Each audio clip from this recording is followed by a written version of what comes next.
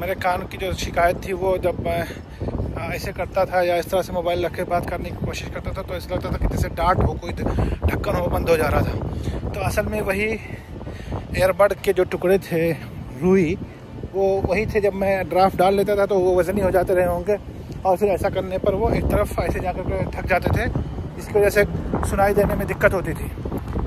लेकिन देखें, ये डॉक्टर से मैंने पूछा भी तो कह रहा कि एयरबड्स से कान वगैरह की सफाई नहीं करनी चाहिए, अंदर डाल करके बिल्कुल भी नहीं करनी चाहिए। अगर कभी सफाई भी करें तो परफ्यूम लगा के ऊपर हिस्से में, यानी ऊपर ही हिस्से में लगा करके साफ़ कर लें, यही काफ़ी है।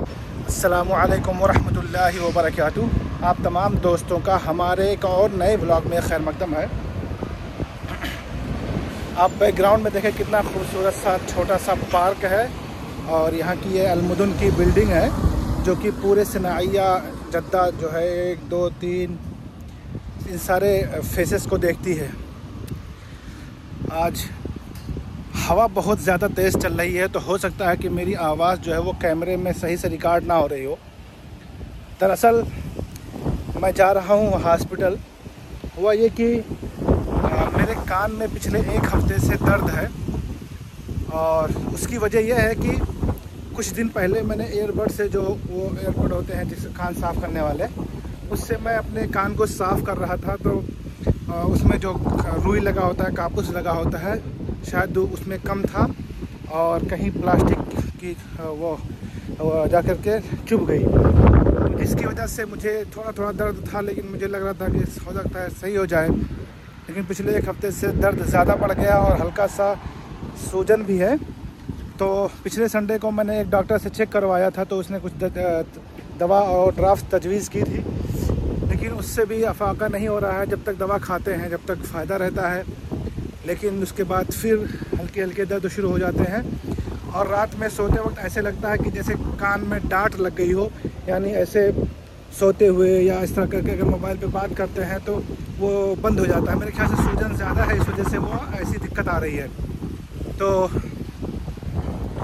मैं जा रहा था डॉक्टर एक दूसरे हॉस्पिटल में, जो कि ये भी क्लिनिक ही है, बड़ा हॉस्पिटल है लेकिन, तो जिसका नाम है यहाँ पे महाजर इलाके में, एरिया में है।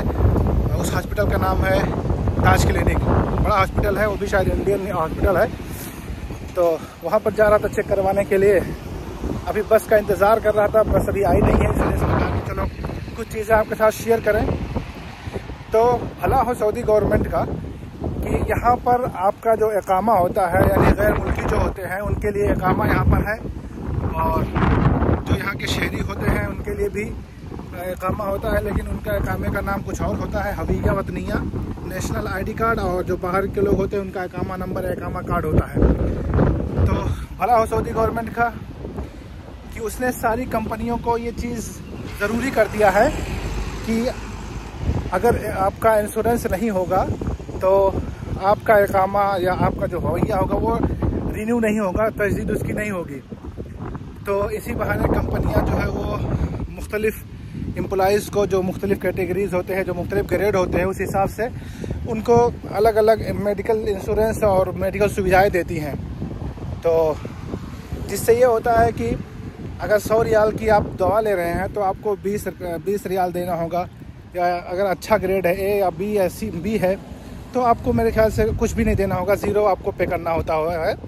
तो ये सऊदी गवर्नमेंट की तरफ से ये फ़ायदा है, और अगर इकामे से ये रिलेटेड ना होता, वाबस्ता ना होता, तो मेरे ख्याल से कंपनियां वो सुविधा भी ना देती। लेकिन भला हो गवर्नमेंट का कि वो इसको बिल्कुल ऐसे ज़रूरी किया हुआ है कि आपस में इकामा रिन्यूअल और इकामा की जो तजदीद होती है वो आपस में लिंक हैं, यानी अगर आपका इंश्योरेंस नहीं होगा तो आपका इकामा रिन्यू नहीं होगा। तो इस वजह से कंपनियां आपके मेडिकल इंश्योरेंस देती रहती हैं और मुख्तलिफ एम्प्लॉइज़ को जो ग्रेड के हिसाब से उनको ये सुविधा मिलती है। तो खैर, ये तो बीच की बात आ गई, तो मैंने कहा आपके साथ चलो एक नई चीज़ आपके साथ शेयर कर दें। जो बाहर रहते हैं, यानी सऊदी में काम नहीं किए हुए हैं, या आप दूसरे शहरों में से देख रहे हैं, दूसरे मुल्कों से देख रहे हैं, उनके लिए इंटरेस्टिंग चीज़ हो सकती है। लेकिन जिन लोगों ने सऊदीया में काम किया है उनको ये चीज़ें मालूम होंगी। तो बिना बनी अब मैं आगे अपनी बात को बढ़ा रहा हूँ कि दर्द जो है वो रात को अचानक होने लगता है।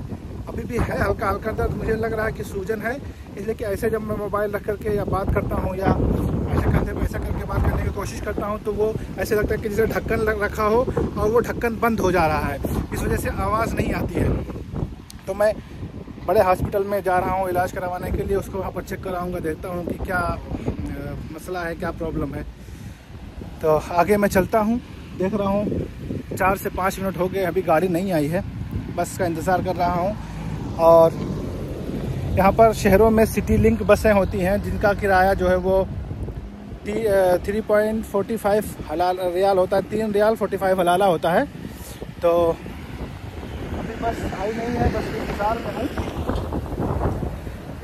और ये बस मुझे यहाँ से 1 से 1.5-2 किलोमीटर ले जा कर के छोड़ेगी। इनका किराया फ़िक्स है, आप कहीं भी जाएंगे, यानी जो जिन रूट्स पर चल रही हैं जहाँ से जहाँ तक में, तो उनमें आपको 3 रियाल 49 हलाला देना होता है।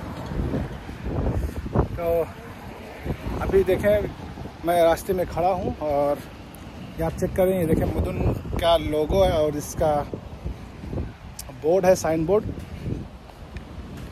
अभी यहाँ पर असर की नमाज़ ख़त्म हुई है और तकरीबन 1 घंटे हो चुके हैं और 5:15 बज रहे हैं। मैं इंतज़ार कर रहा हूँ, देखता हूँ कितने देर में हमारी बस आ रही है, क्योंकि दूसरी तरफ से जो बस आनी होती है उसका टाइम हो गया है। वो बस देखें आप पीछे आ रही है। तो बस मैं इंतज़ार में हूँ और आपको बस के अंदर का व्यू भी दिखाऊंगा। और ये देखें आप, बाहर से बस आ रही है, मैं उसको आपको दिखाता हूँ। देखें कितने यहाँ की सड़कें जो कितनी नीट एंड क्लीन होती हैं, कितने साफ़ शफाफ होती हैं कि देखते ही रह जाएं आप।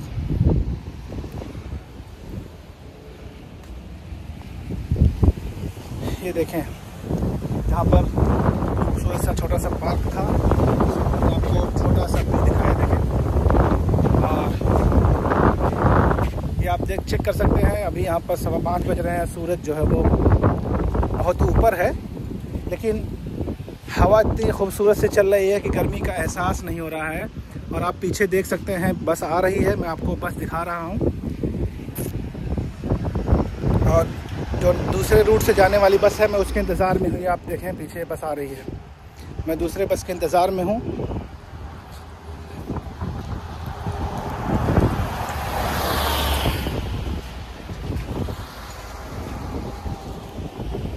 इंतज़ार की घड़ियाँ ख़त्म हुई और अब वो बस जिसका इंतज़ार था, जिसके लिए मैं यहाँ पर खड़ा था, वो आनी शुरू हो चुकी है। आप देखें, जूम करके आपको दिखाता हूँ। ये छोटा सा पार्क है जिसमें हम लोग जुमा के दिन, छुट्टी जिस दिन होती है वीकेंड में, यहाँ पे आते हैं, थोड़ा बैठते हैं, बातें करते हैं, लोगों से मुलाकात करते हैं जो मुख्तलिफ़ कंपनियों में होते हैं, हमारी तरफ के, हमारे एरिया के लोग, उनसे बातें होती हैं और हाल अहवाल मालूम करते हैं। ये आप चेक करें, वो बस जिसका इंतज़ार था, देखें अब वो आ रही है, या आप सामने देख सकते हैं। बस का अंदर से व्यू चेक करें, देखें कितना खूबसूरत सी बस है और ये फुली एसी बसें होती हैं। मुश्किल 3 से 4 मिनट लगे होंगे और मैं हॉस्पिटल के पास पहुंच चुका हूं। मैं चलता हूं हॉस्पिटल में और आपको वहां से हॉस्पिटल का व्यू दिखाता हूं।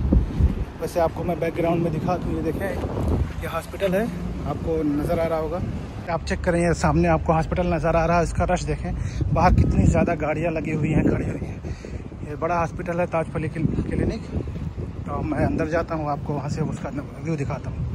हॉस्पिटल के अंदर की वीडियो रिकॉर्ड नहीं किया और न कर सकता था, क्योंकि वहाँ पर कैमरे वगैरह यूज़ करना ममनू है, और इसलिए कि बहुत सारे लोग होते हैं, फैमिलियाँ होती हैं, मर्द और ख़वातीन होती है, इस वजह से रिकॉर्ड करना मुश्किल होता है और प्राइवेसी का भी ख्याल करना होता है, ख़ास करके सऊदीया में।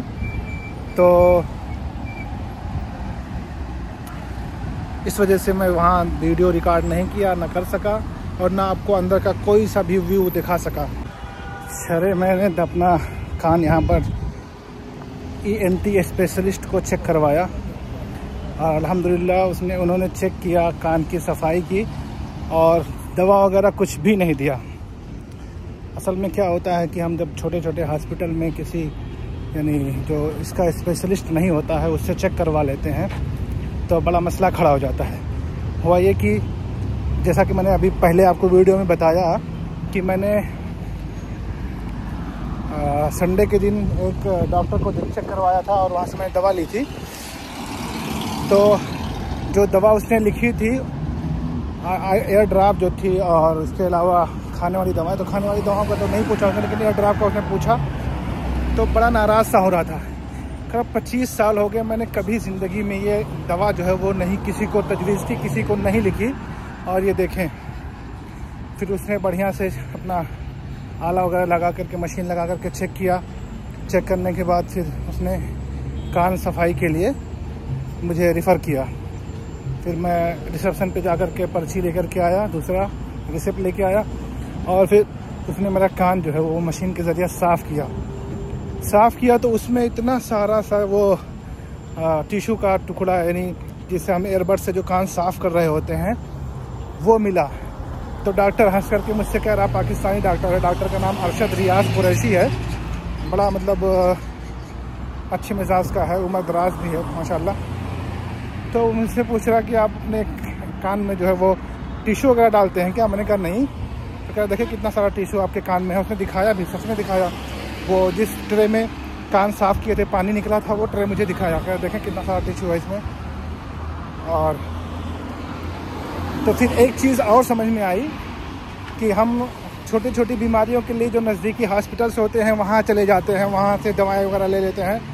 लेकिन कभी कभी वो छोटे छोटे जो हॉस्पिटल्स होते हैं जो किसी ख़ास मर्ज़ के जो स्पेशलिस्ट नहीं होते हैं, जब उनसे दवाएं ले लेते हैं तो मर्ज़ और बढ़ जाता है। तो मेरा मशवरा, मेरी सलाह ये भी है कि आप जब भी दवा वगैरह लें तो अच्छे हॉस्पिटल में, बड़े हॉस्पिटल में लें। और उसने कान साफ़ किया। कान साफ़ करने के बाद फिर प्रेशर से हवा मार करके फिर उसको सुखाया, फिर टिश्यू डाल करके साफ़ किया। उसके बाद कह रहा जाएँ। मैंने कहा दवा वगैरह, कह रहा नहीं कुछ भी दवा नहीं है, आपकी ज़रूरत है, दर्द वगैरह सारा आपका ख़त्म हो जाएगा, बस देखें कितना फ़ायदा हो रहा है बड़े हॉस्पिटल में आने से। तो फिर मैंने कहा अच्छा मेरा दूसरा कान भी चेक कर लें। तो कह रहा नहीं आपका मैं चेक किया हूँ, पहले और चेक किया था ऑलरेडी। तो कह रहा था कि उसकी ज़रूरत नहीं है सफाई करने की, वो अल्हम्दुलिल्लाह साफ़ है, बस आप ये कान साफ़ किए। तो फिर साफ़ करने के बाद सबसे मुझे ताज्जुब इस बात पर हुआ कि उसने कोई दवा ही नहीं दी, ना ड्राप दिया, ना खाने की दवा दी, कुछ भी नहीं दिया। कह रहा जाएँ। मैंने कहा दर्द वगैरह? कह रहा दर्द नहीं होगा, जाए। मैंने कहा हो सकता है, कह रहा नहीं आप बेफिक्र होकर के जाएँ। यानी बिल्कुल पूरे एतमाद के साथ वो बात कर रहा था कि नहीं दर्द होगा। और सच में अल्हम्दुलिल्लाह अभी मैं जब मतलब चेक करवाया 10 मिनट हो चुका है, किसी तरह की कोई शिकायत या दर्द अभी तो मुझे महसूस नहीं हो रहा है। तो यानी जो सारा मर्ज़ था, जो सारी बीमारी थी वो यही थी कि उसमें एयरबड्स जो है वो, हम लोग जिससे एयरबड से कान वगैरह साफ़ करते हैं, उसका टुकड़ा फंसा हुआ था। तो अब मैं दवा लेकर के फिर वापस आ चुका हूँ और अपने बस के इंतज़ार में हूँ। बस जब आएगी तो फिर मैं उसी बस से वापस जाऊँगा। हवा बहुत तेज़ चल रही है और मैं जिस जगह खड़ा हूँ ये है गुलेल का सिग्नल, अय्यल गुलेल में सिग्नल है और उसी के सामने ताज हॉस्पिटल भी है। तो अल्हम्दुलिल्लाह मुझे अफाका हो रहा है, मतलब यहीं दर्द वगैरह कुछ भी नहीं है, बिल्कुल भी नहीं है। और वो डॉक्टर इतना मतलब इत्मीनान से कह रहा कि आप जाएं, बिल्कुल आपको अब दर्द की शिकायत नहीं होगी, यही इशू था। और हालांकि जिस डॉक्टर को मैं पहले दिखाया था तो वो जनरल फिजिशियन था, वो कह रहा था कि ये दवा खाएं, ये दवा डालें, अगर आराम नहीं होगा तो फिर मैं दूसरी दवा तजवीज़ करूँगा। और अच्छा हुआ कि मैं दोबारा नहीं गया। दवा मैंने उसका 1 हफ़्ता का इस्तेमाल किया, संडे से लेकर के कल जुमा तक मैंने खाया। और फिर मेरे जहन में आया कि चलो कहीं किसी बड़े हॉस्पिटल में चेक करवाते हैं। तो मैं यहाँ आया तो अल्हम्दुलिल्लाह फ़ायदा ही हुआ, वरना वहाँ जाता तो वो बस ऐसे ही चेक करके फिर कोई और दवा दे देता। तो हो सकता था कि फ्यूचर में यानी वो जो टिश्यू उसमें फंसे हुए थे वो हमारे लिए और मुसीबत बनते, किसी बड़े मर्ज़ का मसला हो जाता। तो खैर आपको भी हमारा यही मशवरा है कि जब किसी तरह की कोई बीमारी हो या कोई ऐसा मतलब मर्ज़ हो जो मतलब अगर आपके पास मुहैया हो, वो सहूलतें हो, वो और हॉस्पिटल वगैरह नज़दीक हो, तो आप बड़े हॉस्पिटल में जाएँ, बगैर बिला वजह छोटे डॉक्टरों को दिखा करके छोटे हॉस्पिटल में जा करके अपने मर्ज़ को और ना बढ़ाएं। जैसा कि मैंने थोड़ी देर पहले आपको वीडियो में बताया है कि मेरे कान की जो शिकायत थी वो जब मैं ऐसे करता था या इस तरह से मोबाइल रख के बात करने की कोशिश करता था तो ऐसा लगता था कि जैसे डार्ट हो, कोई ढक्कन हो बंद हो जा रहा था। तो असल में वही एयरबड के जो टुकड़े थे रुई, वो वही थे। जब मैं ड्राफ्ट डाल लेता था तो वो वज़नी हो जाते रहे होंगे और फिर ऐसा करने पर वो एक तरफ ऐसे जाकर के थक जाते थे, इसकी वजह से सुनाई देने में दिक्कत होती थी। देखें ये डॉक्टर से मैंने पूछा भी तो कह रहा कि एयरबड से कान वगैरह की सफाई नहीं करनी चाहिए, अंदर डाल करके बिल्कुल भी नहीं करनी चाहिए। अगर कभी सफाई भी करें तो परफ्यूम लगा के ऊपर हिस्से में, यानी ऊपर ही हिस्से में लगा करके साफ़ कर लें, यही काफ़ी है। बाकी अंदर एयरबड डालने की ज़रूरत नहीं है, वरना फिर मुसीबत होगी। तो आप भी एहतियात करें, इसलिए कि मैंने डॉक्टर से पूछा, मशवरा भी लिया और उसने यही तजवीज़ दी कि भाई अंदर एयरबड डालना बिल्कुल भी नहीं है, बल्कि ऊपर ही से आप सफाई करके परफ्यूम वगैरह लगा लें ऐसा, और अंदर जो है वो गंदगी उतना नहीं होती है या कुछ भी नहीं होती है। तो जैसा कि डॉक्टर ने बताया वैसे मैं आपके साथ शेयर कर रहा हूँ, आपको बता रहा हूँ। आप भी आगाह रहें, आप भी बचें, ज़्यादा कान के अंदर एयरबड वगैरह डालने की ज़रूरत नहीं है। कभी आपको इस तरह की कोई शिकायत हुई हो, कोई ऐसा मसला आपके साथ पेश आया हो तो आप भी शेयर कर सकते हैं, कमेंट सेक्शन में बता सकते हैं। और हमारी ये वीडियो आपको कैसी लगी कमेंट करके ज़रूर बताएं। देखिए गाड़ियाँ कितनी आ रही हैं, शाम हो चुकी है और अब मैं यहाँ पर एक सिग्नल पर खड़ा हूँ जहाँ पर बस आने का इंतज़ार कर रहा हूँ। पीछे ये देखें बड़ा सा तिब्बिया कॉलेज है, कुल्लिया इब्न सीना, जो जद्दा का पुराना हॉस्पिटल है, पुराना मेडिकल कॉलेज है। तो पीछे आप जो आपको बिल्डिंग नज़र आ रही है ये भी कुल्लिया इब्न सीना की बिल्डिंग है, बरनामश्ती व जराहत अस्नान। तो खैर इस व्लॉग में बस इतना ही। हमारी ये वीडियो आपको कैसी लगी कमेंट करके ज़रूर बताएं। और इस तरह का कोई बीमारी आपको हुई हो तो आप भी कमेंट करके अपनी चीज़ें हमारे साथ शेयर कर सकते हैं।